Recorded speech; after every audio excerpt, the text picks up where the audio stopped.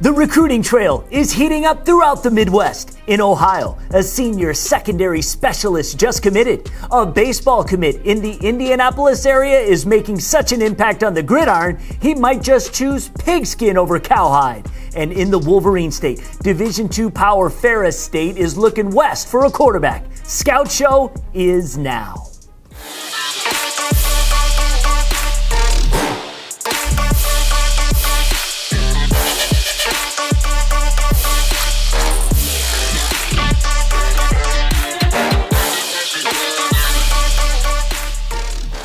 From inside the State Champs studios on the campus of Lawrence Technological University, nearly 27 NAIA intercollegiate athletics offered at Lawrence Tech. Football scholarships being handed out right now. It's one of the best educations you can imagine. Play and excel at Lawrence Tech. Recruit yourself at LTUathletics.com. This is the State Champ Scout Show, recruiting news from Ohio, Michigan, and Indiana. A lot to get to. Former Michigan State and pro quarterback Ryan Van Dyke talks more about his recruiting journey.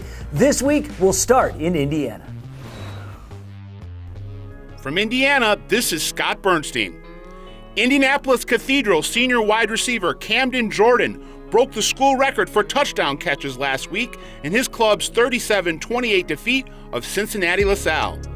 Cathedral is a sparkling 6-0, and Jordan, possibly the most sure-handed receiver in the state right now, has a big decision to make. You see, he's already committed to play baseball in college at Louisville as a center fielder, but his sensational skill set on the gridiron has several Division I football programs offering him and several more high-profile Power 5 schools considering putting bids on the table soon. His scoring grab against LaSalle last Friday night gave him 24 touchdown catches for his career. He hauled in 14 last fall.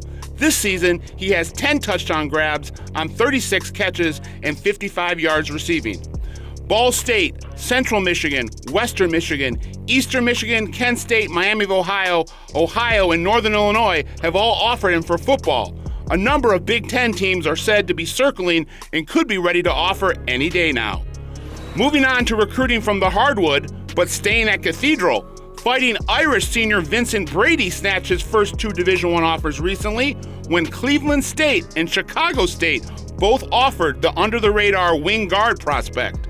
Brady is a jack-of-all-trades 6'4" workhorse that can play point guard, shooting guard, and small forward, and averaged 10 points, 5 rebounds, and 3 assists per game in 2020.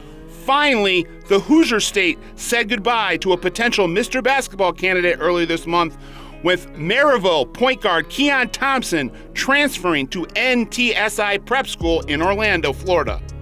Thompson was a force of nature for the Pirates in 2020, pouring in 30 points per game, setting nets all over Northwest Indiana aflame with his high-octane brand of baseline-to-baseline hoops. His presence in the 2021 Mr. Basketball race will certainly be missed. Checking in from Indiana, this is Scott Bernstein. Lauren planned to let you know we have 2 weekly football podcasts you should check out. State Champs Michigan's and State Champs Indiana's Extra Point. Both focus on the latest happenings in the sport of high school football in their respective states. It's a great listen, and check them out wherever you listen to your podcasts. Just search State Champs Extra Point. I'm Lauren Plant with the latest recruiting news from the state of Michigan. If you're an avid follower of high school football, the name Brady Rose should ring a bell. He's a defensive back who was thrust into the quarterback role for Muskegon Mona Shores after an injury to starter Caden Broersma in last year's playoffs. All Rose did was put on a show. 5 rushing touchdowns in the semifinal shootout against Walled Lake Western and 3 more in the title game win over Detroit King. With that came accolades and all-state honors, but what Rose didn't have was offers. But on Saturday, after leading the Sailors to a 21-14 win over Muskegon and ending Mona Shore's 5-game skid against the Big Reds, Rose got his first Division II offer from Ferris State. Rose only had an NAIA offer from Lawrence Tech and D3 roster spots offered from Mount Union and Hope College to play football in college. He's also a baseball prospect and could pursue that route at the next level. Rose's backup this season, Mark Konecki Jr., has gotten some signal calling time early this season as well, allowing Rose to move back to the slot on offense. Konecki might be a familiar name for those who remember his dad, the MIAA star from Alma College, who made it to the NFL in the late 1980s. In the win over Muskegon, Rose threw for 118 yards and 2 scores and ran for 105 yards and the game-winning TD with a little under 5 minutes left. He also made a team-high 10 tackles and sealed the game with a late interception from the free safety spot. Bloomfield Hills Cranbrook Kingswood defensive end Bryce Hall picked up a preferred walk-on offer from the University of Michigan over the weekend. A 16-year-old senior, the 6'3", 250-pound Hall had offers from Butler and Dayton late this summer after announcing his top 8 in early July. That list included Penn, Princeton, Lafayette, Yale, Fordham, Eastern Kentucky, Army, and Navy. Still dealing as a program with the recent tragic loss of Coach Ben Jones, the Cranes have yet to open their 2020 season. Hall and his teammates are slated to open up this Saturday against Detroit Loyola. Flint Kearsley's Sanaya Walker committed to play women's basketball at Saginaw Valley State University. Walker had offers from Rochester University and Norfolk State, but chose the offer from the Cardinals she just received in August. The 5'9" combo guard averaged 14.5 points, 5 rebounds, and 5.5 assists per game for Kearsley as a junior. Older sister Sydney Walker signed to play basketball at Lakeland University a year earlier, while Sydney's twin Sierra is a flyer on the cheer squad at Central Michigan. And that's all from the state of Michigan. I'm Lauren Plant.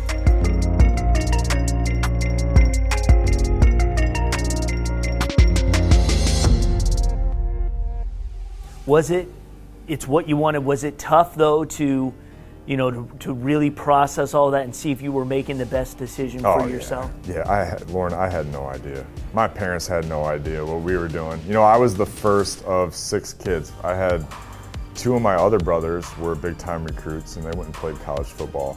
But I was the guinea pig. I didn't have my mom screening calls. She'd be like, Ryan, I'm so sick of lying to these people for you. You take the phone. And I'm like, I'm the one that's got to make the decision. So it was much more personal, and I don't mean that from the I mean that from, rather than approach it like a business, because that's really what it is. Those coaches are taking a chance on you for their job security and for the university to win football games. And I think you can get caught up in the personal connection of, I don't need so much a personal relationship with you. I need you to sell me on why I should go play at your university. Like, what do you got set up for me for school? What programs do you have in place for after these guys graduate and they get out? Is there anything set up? And having those fact-finding, intel-gathering type conversations rather than, oh, I feel comfortable with you. Because that's the salesmanship in all of this. So I think, really diving into the school and wanting to be a part of the school is gonna pay dividends rather than just focusing on a coaching staff. Because as you know, man, they're revolving door. Flash forward to today, lessons you learned then and what you've experienced over the last 22 years, seeing the evolution of recruiting, which is really great in some ways and really can get really nasty in some other ways and tragic in some circumstances on what's happening. So what you've learned the most and what you share with the kids that you develop nowadays. It's a different lifestyle. Be careful what you wish for. There's a lot of parents out there that are pushing these kids like, hey, you gotta be D1 and everything. You know what that exactly means? What does it mean? It means that you're gonna sign your life away from 6 a.m. to 10 p.m. And I don't mean to sound bad about it, but that's what you're signing up for. Your first year, they might as well have you, you might as well have a tracking device on you because they're gonna know where you are. So first and foremost, understanding the burden, the responsibility that's gonna be put on you. You are going to school full time and you're a college athlete full time. There's nothing really else that you can do.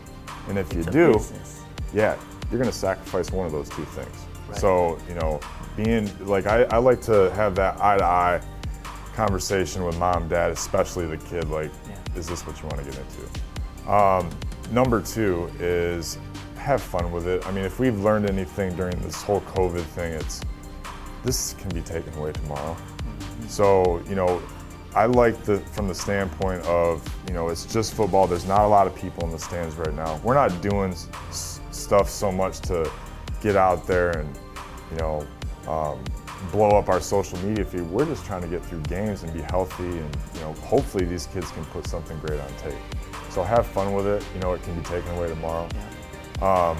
And I think that it goes along the lines of just being focused on your team, and what your teammates need and what your coaches are trying to get accomplished, because those are the things that you're going to take to that next level. They're going to be really important. Like those are culture, team building, character traits. And I think now in this time it's kind of good to pump the brakes and, hey, I want to appreciate being with you, because tomorrow, we could cut the set. We're not going to do this anymore. Right. So be mindful, be grateful of the opportunity that you have, because it doesn't happen. It could be COVID, it could be an injury, it could be academics, it could be something.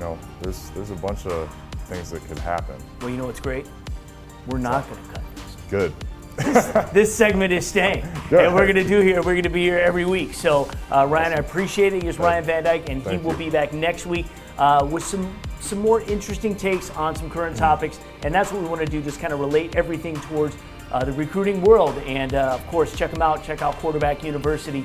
That's helping a lot of kids here in the state of Michigan, but he can do more. And so once again, thanks again. Yeah, thank you. All right, we'll see you next week. Did you record an unbelievable touchdown, a game-winning goal, or just a proud parent moment? Then we want your clip. Upload your video to the brand new State Champs Network app so we can feature it on one of our shows and give your player, team, and school the recognition they deserve. All it takes is just a few easy clicks, and every clip that is submitted will automatically be eligible for prizes. Download the State Champs Network app today for iPhone and Android devices. This is Alan True with your latest look at recruiting news in the state of Ohio. Big news coming out of Groveport, Madison, as senior defensive back John Motton has committed to the Ohio Bobcats. That continues the Bobcats' recent in-state recruiting momentum. Motton gives them a physical 5'11", 195-pound defensive back who can play either the free or strong safety spots and also has experience outside as a cornerback. The Bobcats offered him in early September after seeing the first 2 games on tape, and Motton quickly made the decision to give them his verbal. Dayton, Duquesne, Findlay, Tiffin, and more had also offered. In addition to what he's done on the field, Motton carries a 3.5 grade point average in the classroom. Jonathan Thompson, a junior running back linebacker from Columbus St. Francis de Sales, is seeing his recruitment take off. After a good start to the season, Thompson has received his first 2 scholarship offers, Akron and Kent State. Other programs like Cincinnati and the Miami Redhawks are now in contact with the 6'1", 195-pound Thompson.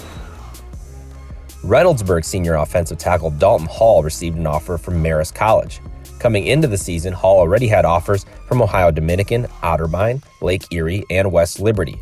6'5", 290 pounds with a wrestling background and good academics, look for Hall to continue seeing interest rise during his senior year. Over to hoops, where Cincinnati Taft class of 2023 swingman Rayvon Griffith was offered by his hometown Cincinnati Bearcats. The 6'5" Griffith adds UC to an offer list that already included Ohio State, Oklahoma State, Kent State, Grambling, and Alabama A&M. Griffith was a Max Preps freshman All-American selection after averaging 16.6 points, 7.7 rebounds, and 2.3 assists a game in his first high school season. That's it for recruiting news this week. I'm Alan True.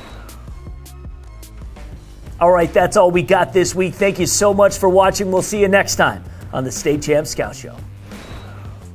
State Champs Scout Show is proudly presented by Lawrence Technological University, where Blue Devils dare.